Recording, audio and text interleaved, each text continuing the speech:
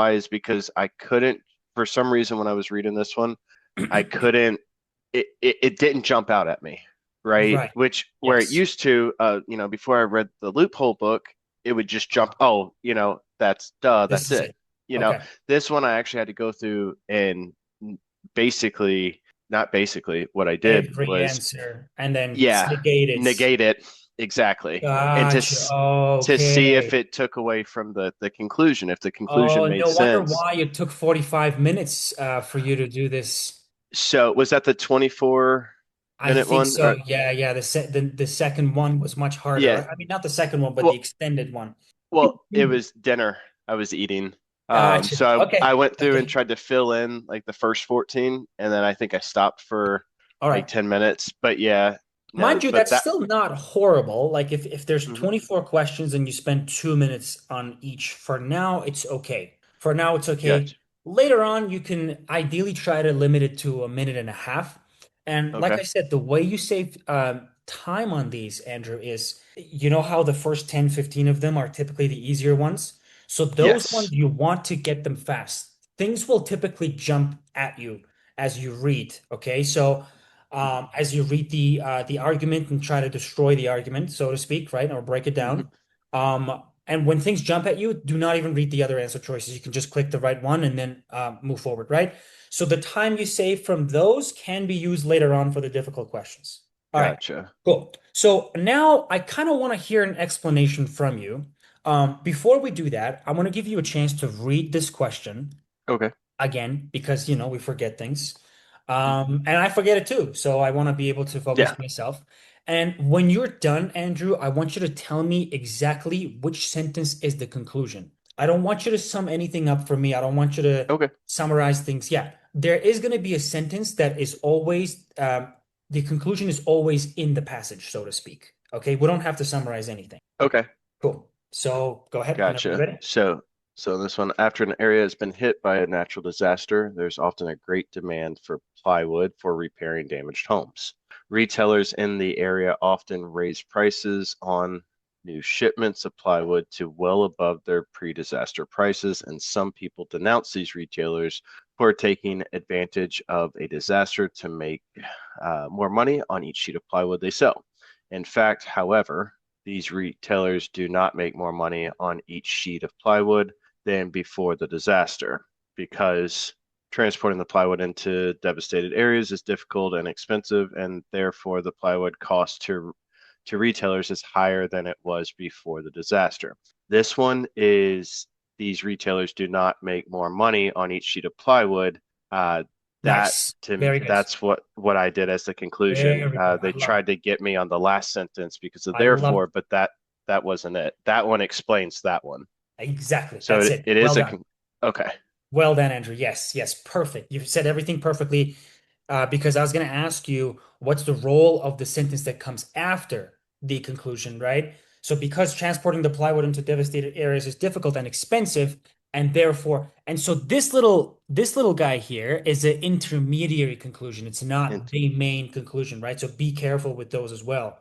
Like you said, gotcha. it's explaining the main conclusion, right? And if this was a role question, because you're going to see a bunch of role of a sentence questions on the LSAT as well. So you need to be good at those as well, right? So when Okay. you need an argument, ideally you want to do two things, right? One, you always want to separate the conclusion from premises. You do that normally. And two, also look at what the sentences are doing within an argument, the other sentences as well. Be like, so this explains why that is. That explains this, blah, blah, blah, right? So this is what Okay. I mean by breaking down the argument, so to speak. Okay, so Gotcha. on harder assumption questions or the ones that come after, 18, between 18 to 25, things will not jump out at you as easily, so to speak, right? So, but that doesn't mean that you should still just go through and negate things. You don't have to do that Right. either. I mean, you will have to eliminate sometimes, but when you do elimination, um, it needs to be sort of like an educated elimination, not like from ground zero, just looking at everything and trying to calculate things in your mind. Okay.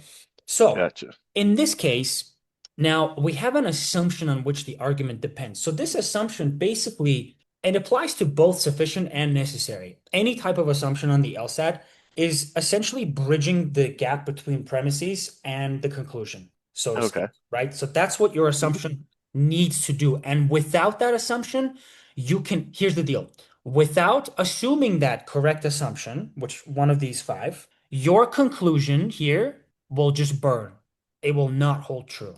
That's the whole Gotcha. point, right? So by essentially coming up with an assumption, you are enforcing the conclusion. That's another way of saying it. You're essentially enforcing the conclusion. You're forcing the conclusion actually, in a sense Okay. that you're making that conclusion strong and correct. Okay. Okay? Enforcing. So exactly, yeah. So that's a yeah, that's a word that I a phrase that I like to Yeah. use. Yeah. So you're enforcing the conclusion in the sense that without assuming that, without having that bridge between the premise and the conclusion, your conclusion is not as strong. It's subject to questioning, so to speak. Okay, Okay. so now let's look at what is going on here exactly. So we have these retailers do not make more money on each sheet of plywood than before the disaster. Yes. Okay, so how do we go about this? Now, we know there's a high demand for plywood, right? And After we the also disaster. Yeah. exactly, yeah. So that is just background information, so that is not going to be as important. And now here we have retailers in the area often raise prices on shipments of plywood to well above their pre-disaster prices. So we know that retailers, right, raise those Hmm. plywood prices. Okay? Yes. All right. And so here, let me actually write it down for you because that's a very important premise. So I'm going to put it right here. This practice alone will help you a lot, Andrew, because you're separating the premise from the conclusions. Okay. So Okay. what's my main premise here? Main premise here is that retailers will raise prices for plywood to well above their pre-disaster levels. Okay, so can you see this? I'm sorry if this is Yeah. I don't really like this Yeah, one. I get it. And I have my notebook too. So Oh, okay, perfect, yeah. perfect. Okay, That's why wonderful. I keep looking down. I don't have my Wonderful. phone on me. I'm doing this. Okay, So okay. All right. So here, let me make this maybe slightly smaller. Green, I don't like green. Let's change this to a little bit darker. Let's make it no, I don't like that. Let's make that red. okay. Let's make that red. Okay. So that's premise number one. Okay, let's see, and we have to read very carefully, okay? And soon enough, your brain will do this quicker, but I just need to demonstrate this just so you understand the process. All right. And Gotcha. then it says, so we basically have one premise, really, one premise that truly matters here, okay? Andrew, I Okay. want you to see that because everything else is essentially fluff. First sentence is a fluff. It just explains to you like what happens, why there's greater demand, blah blah blah. That's not going Right. to help me with my assumption, okay? Now, the second sentence is the one is our main premise. And I'm not even going to talk about the fact that people denounce these retailers for, making more money. It does kind of matter, but here, hear me out for a second. Then comes my conclusion here. I'm going to write it down here for you. Can you see? Can you Yes. okay, perfect. Yeah. Yep. Yep. Then my conclusion says what? These retailers Don't make more money do on each not sheet. make exactly. It's gonna cover that here. One second. I don't think that's the right answer, anyways. Retailers must pay full amount. Retailers do not make more money on each sheet of plywood, right? So that's what's going on Yes. here. So I need to come up with an assumption that basically allows me to make that jump. Andrew, that's a gap. There's a gap in between the premise and the assumption. Yeah. My premise is saying that, hey, retailers will raise prices for plywood to well above their pre-disaster levels, right? So basically, the Yes. customers are going to have to pay more, right? Okay. Yes. And then the conclusion is like, wait a minute, though. Actually, these retailers do not make more money on each sheet of plywood. So what the hell is going on? Right? I Yeah. need to bridge that gap. How can I make sure, by assuming that important assumption, how can I make sure that retailers indeed will not make more money on each sheet of plywood? I need to basically assume that. So I'm going to put it down here. And Okay. I'm going to say, assume this. And Andrew, also remember, everything, the correct answer has to be about money. It can't be about anything else. All right? Right. It has to be about money. So Prices and shipping money. costs, Okay. yeah, yeah, yeah, exactly. So let's actually see if there's any answers that are kind of irrelevant here. Let me see.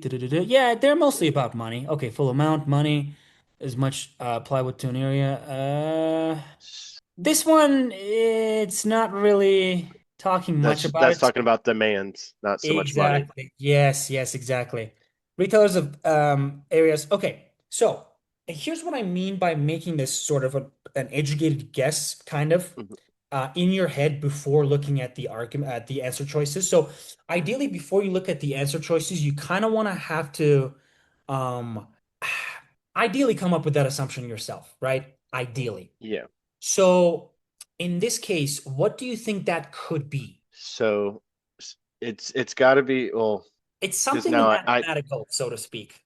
yeah. So I know I already whenever I just looked at the answer too. So now I'm Oh, you like, did? oh well, Okay. yeah. I didn't mean to, but yeah. That's I mean, fine. I see it down. So, but I was gonna say regardless, you That's know. fine. But I need you to explain it to me, though. I know you have the correct answer. So the assumption has to be, let's see, going from the prices that they pay the suppliers, Yes. Yeah, you know, get charged and what we the retailers sell it for.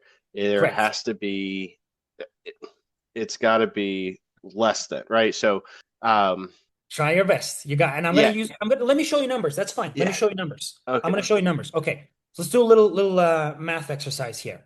So imagine we're gotcha. looking at pre-disaster, right? So let me Mhm. actually get rid of all this stuff here. So I'm Okay, gonna say pre-disaster. So I'm gonna say that P and I'm gonna say after disaster. Okay. So yes, give me some numbers. Imagine a sheet of plywood pre-disaster is like $40, okay, right? And um, this is the cost for retailer, by the way. And the customer pays, let's say, $70, right? Does that make sense? gotcha, Perfect. yes, So that's the cost of retailer, and this is what the customer pays. Okay, so let me put the arrows here. Now, after the disaster, here's where things get interesting because my assumption actually bridges that gap, so to speak. Okay, so what is the money that my retailer makes pre-disaster, Andrew? thirty What's their dollars, profit? Exactly. Their $30, profit. Yeah, you got it. So here's the deal now, right? So I'm gonna yeah. just put, okay. So now imagine the retailer. You're smiling. I think you get this already. Yes, Yeah, yes. let's say their cost went to 50, but now we're charging 90, so now our There you profit go. is higher. Genius. Absolutely genius. There you go, Andrew. Do you understand what an assumption is now? Like it's such an important part. Like if we don't assume this, Andrew, if we don't Yeah, assume this, my conclusion dies. It literally just vanishes. because what they're saying, what the conclusion's saying is that they don't make Exactly. Yes, more you got it. profit. That's Yes. essentially it. So if Boom. we have a Boom. yeah, okay. Wonderful. Do you understand? Like, I need you to get it this way in the sense, I don't want you to be looking at the answers and trying to play with them too much because that's going to burn your time on the exam, right? So, this Okay. is why I love this test so much, Andrew, because it does make Yeah. you smarter too. And eventually you just get quicker and quicker and quicker. You read an argument, you're like, boom, let me analyze, break it down, break it down, break it down. Okay, this is what I think could be wrong with the argument. So, let me find an assumption to bridge that gap so my conclusion is okay. Okay. So yeah. I don't Um want to move on. If you have questions, please ask. But let me go through the scenario one more time. So imagine if they did this. Now this conclusion burns. Why? Because, hey, retailers do make more money. So I need to after. say something here. What do I need to assume? I need to assume that, hold on a second. Okay, if they're raising the price, they have to. They cannot make raise it more than the money in a way to make more profit, right? It has to be Yes. 30. It has to be 30. Like if I'm increasing if my cost has gone up by $10, my price has to go up by $10 too. And that's what this assumption is saying, because only then this conclusion is correct. Does that make sense? Yes. So that I understand that, right? Perfect. And the Beauty. math makes it a lot easier, Beauty. but to articulate it like how all the other programs and like I'm more of a hey, let's do it. Let's you know, hence the reason I have pen and paper. Um, That's so okay. I get what you're saying. So if I I mean, is there any way for me to like learn how to articulate better, especially when I like what I do, just read Well, more or like you know, yes, yes, yes. So as Loophole says, I think it's a nice book. It's a really nice yeah, book. As it says on the book, what you want to do. And now here, I'm going to show you. this is another thing that we can do for you, Andrew. Even if you Hmm. don't sign up for tutoring, I am still going to send you some nice tutorials from the company. These are Okay. basically pre-recorded sessions where the tutors explain things, especially specific things in a way that makes good sense. Like it's not like garbage explanation, you know what I mean? So I'll send Yeah. you that. And as you watch more of those videos, Andrew, things will make so you will read an argument and you'll just get better at it. And so the goal, so the way you do it is for now, just for now, do not bother reading this stuff. Okay. Seriously, I mean it. Do not Gotcha. bother reading this stuff. Your goal, your number one objective is read my stimulus and understand what the hell is it's saying and know that there's usually something wrong with it and Yeah. find that thing. Andrew, find that thing. Find that gap. Question. Once you read the author's conclusion, be like, ah, you're full of shit. That's the attitude I want you to have. Always, Okay? yeah, Yes, question them. exactly. Okay. Question them. Be like, no, not really. No, no, no, no. I disagree. You know what I mean? Like play these games in your head, and come up with some possible gaps. Now, mind you, Andrew, the first test that I gave you, you got like a 95% on that. You only got one question wrong. So those were level two, level one, level two-ish, level three maybe questions, Yeah. okay? So you're doing Okay. great. You're doing absolutely great. It's just these questions that I added specifically for you afterwards, they're Yeah. hard, okay? So which means that predicting them is not easy as the ones before. Okay. All right, now let's go through the other answer choices. You don't have to do this obviously on the test day because it's a waste of time. I mean, you will when you eliminate, but you don't have to Right. explain to yourself why they're incorrect, so to speak, right? And the way Gotcha. I'm going to get you to approach it is remember what our premise was, Andrew, and remember what our conclusion was because we only had one truly important premise and then one conclusion, right? So we're making a jump here that wait, retailers do not make money, and we need to explain why retailers do not make more money. Okay. Gotcha. So go ahead and Okay. go through the answer choices. And I kind of want to see how you would. So, like, whenever I looked at it yesterday, I would go through, okay, so what I'm trying to do is show that, again, the pre-disaster prices are they make more money when the conclusion says they don't. Okay, if the conclusion says they don't, I have to find one of these answers that shows that they don't make more money. So, Yes. residents of areas affected by natural disaster are often unable to pay the prices. So that's talking about the residents that are unable to pay. That doesn't have Mm. anything to do with the retailer. So that is gone There you automatically. go. Absolutely. I love it because we don't really care how well positioned these residents are to make these payments. No one cares Yeah. about that. That's not the main point. Okay. So then I go to number two. Retailers must pay the full amount of any increase in shipping cost. So what they're trying to get me to do in this case is say that there is an increase, which we know there's an increase because it says it. Um, since I can't really, like, whenever I'm taking this, I would have just said, okay, let's hold it. I don't really like it, but there's something about it that's not making me go like the first one. So I would have just kept it there Okay, and that's I would fine. have But kept going. remember also that the fact that retailers must pay the full amount of any increase in shipping costs, how does Mhm. that help me? How does that help me enforce my conclusion? If anything, this is actually not a good answer at all because Okay. this almost shows me that retailers might lose money or something like that, you know?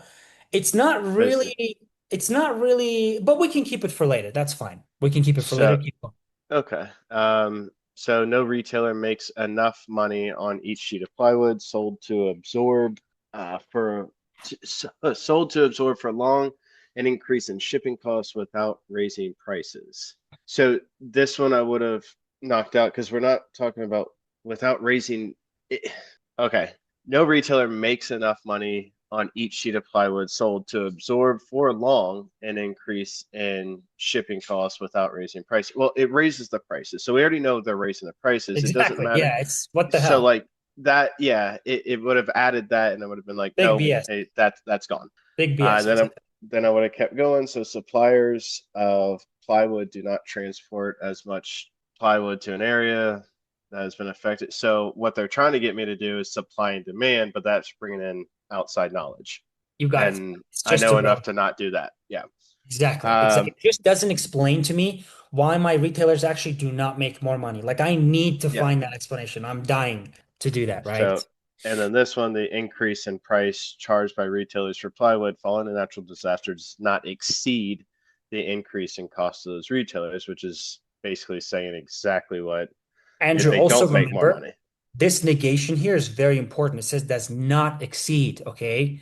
Please Okay, read this carefully. There could have been a trap answer. There could have been a trap answer somewhere here that says it does exceed because the LSAT test writers know that your brain is tired. it's going You know what I crazy. mean? If it says it Okay, does exceed, then that actually kills my conclusion. trap. But in this case, so like, not knowing what we're just going over. So Yeah. how I would have done it yesterday was negating everything.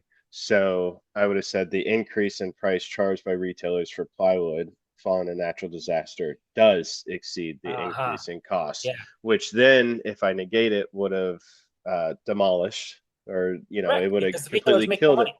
So that way I know that has to be it. And just for good measure, Beautiful. retailers must not pay the full amount. Well, if they don't pay the full amount, then it doesn't matter.